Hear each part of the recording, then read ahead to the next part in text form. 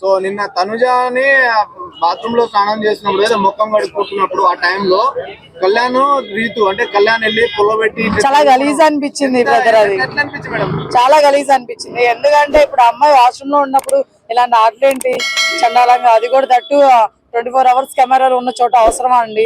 ఇప్పుడు మన ఇంట్లో అంటే వేరేది, అక్కడ అవసరం లేదు కదా. అది నాకు నిజంగా వరస్ట్ అనిపించింది. మరి ఈ వీడియో బయటకి నేనైతే ఇన్స్టాగ్రామ్ లో చూసాను. ఇంకా బయటకు వస్తుందా లేకపోతే దాన్ని తీసేస్తారా ఏమవుతుందో తెలియాలి. ఎపిసోడ్ అయిపోయింది మనకి, ఇప్పుడే ఈ రోజు చూసాను నేను. అంటే కళ్యాణ్ కి ఇప్పుడు తనుజకి సపోర్ట్ చేస్తున్నట్టే అనిపిస్తుంది. మరి బిగ్ బాస్ ఇలాంటి కంటెంట్ ఎందుకు బయటకు తీయట్లేరు? చాలా జరుగుతున్నాయి ఇంకా. సో తనుజ ప్రతిసారి పెద్ద ఊగిపోతుంది, మరి ఈసారి ఎందుకు కళ్యాణ్ మీద ఊగిపోలేదు? అలవాటు అయిపోయింది, ఫ్రెండ్షిప్ ఎక్కువ అయిపోయింది, బాండింగ్ వాళ్ళిద్దరి మధ్య. చూసారు కదా మీరు వాళ్ళ షర్ట్స్ వేసుకోవడం కానీ. సో ఆ ఫ్రెండ్షిప్ అనేది బాగా గట్టిపడిపోయింది అనమాట. సో అందువల్ల తనేమి లైట్ తీసుకున్నట్టుంది. అది అంటే ఫ్రెండ్షిప్ కాదు, పవన్ కళ్యాణ్ అంటే కెప్టెన్ అయిపోయాడు, తనకు నామినేషన్ లేడు కాబట్టి ఆ షర్ట్ గిట్ వేసుకొని కొంచెం ఆయన ఓటింగ్ ఆ సైడ్ వస్తున్నట్టు ప్లాన్ చేస్తుంది అనేసి అంటున్నారు. ఎలా కొంచెం నాకు అలా అనిపించింది. కానీ వాళ్ళు ముందు నుంచి కూడా సాక్రిఫైస్ చేసుకుంటున్నారు కాబట్టి అది కూడా మనం గుర్తుపెట్టుకోవాలి. కాబట్టి దాన్ని కొంచెం నేను ఎక్కువ తీసుకోవట్లేదు మైండ్ కి, సేఫ్ అని. అంటే పవన్ కళ్యాణ్ అందరికి ఇప్పుడు రెస్పెక్ట్ ఇస్తాడు అది ఇది అన్నారు.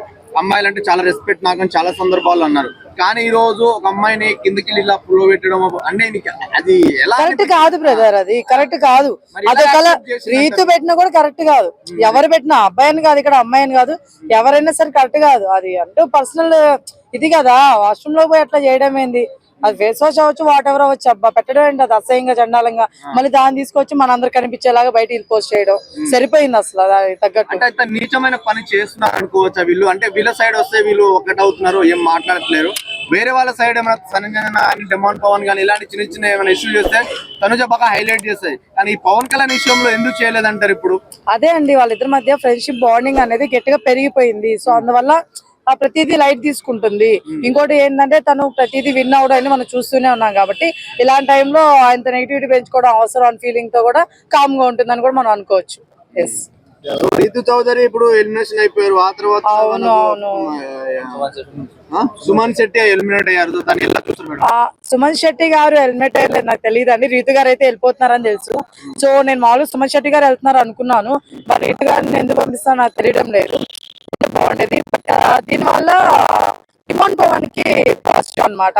వై బికాస్ ఈయన వెళ్ళిపోతానే కనీసం బాగా ఆడతాడని నా ఫీలింగ్. రీతు చౌదరిని పంపించడానికి ఎక్కాళ్ళు అంటే ఇప్పుడు టేబుల్స్ కారణం అనుకోవచ్చా?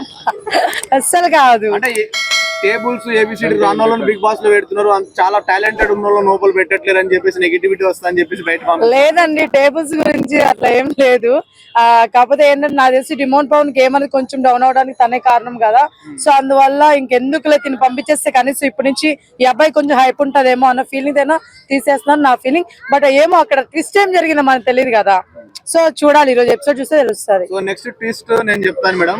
డిమాండ్ పవన్ పోతే రీతు పోతే డిమాండ్ పవన్ ని మళ్ళీ ఆమె పేరు తనుజ తగులుకుంటా అనేసి చాలా మంది అంటున్నారు. అస్సలు కాదు, ఆమె ఫ్రెండ్షిప్ చేసిన ప్రతి ఒక్కరు బయటకు వస్తున్నారు మేడం. అదే కదా బాధ. బ్రో అది లేదు బ్రదర్, తనేమి క్లోజ్ అవ్వదు డిమాండ్ పవన్ తో. ఎందుకంటే ఆల్రెడీ ఆర్మీ కళ్యాణ్ గారు ఉన్నారు కాబట్టి. సో డిమాండ్ పవన్ తో క్లోజ్ అయ్యే ఛాన్సులు ఏం లేవు brother. Okay madam. So overall గా టాప్ 5 అంటే ఏం చేస్తున్నారు? టాప్ 5 ఇంక తెలిసిందే. ఇంకా ఇప్పుడు సుమన్ శెట్టి గారు రీతు గారు వెళ్ళిపోయారంటే నెక్స్ట్ భరణి గారు సంజయ్ గారు వీళ్ళిద్దరు లేపేస్తారు ఖచ్చితంగా వీళ్ళు. ఎందుకంటే జనాలు చెప్తున్నా నేను, మనం కాదు కదా. ఇప్పుడు మన ఆట ప్రకారం మనకు తెలుసు ఎవరు ఉండాలని. ఈ జనాలు అలా కాదు కదా. ఈ జనాలు ఓటింగ్ ప్రకారం ఏంటి, ఎవరు సింపతిలు ఇవన్నీ చూసుకుంటారు కాబట్టి. సో సంజన గారిని భరణి గారిని వీళ్ళిద్దరు ఒకరు తీసేస్తారు.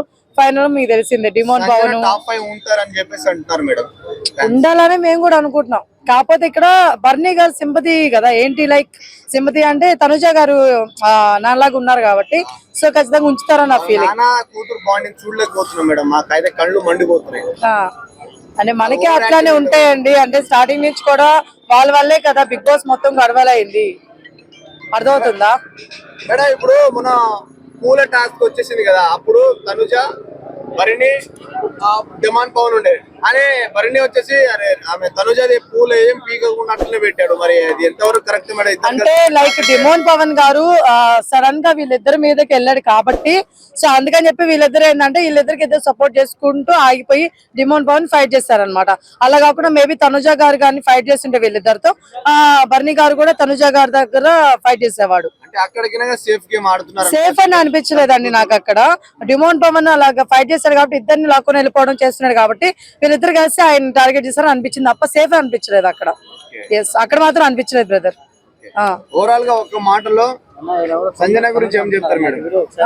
సంజన గురించి ఏం చెప్తారు? నీకు సంజన ఫేవరెట్ ఉన్నట్టున్నా బ్రదర్. అందరు సమానం.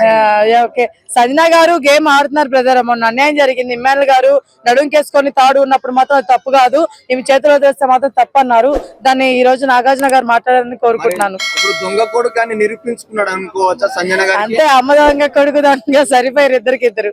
అంటే మమ్మీ నేనే నీకన్నా ముందు విడిచిపెట్టిన నిజాయితీ లేదు కదా ఇప్పుడు? లేదు ఆయన విడిచిపెట్టిన అంటే పూర్తిగా వదిలేదు కదా అని.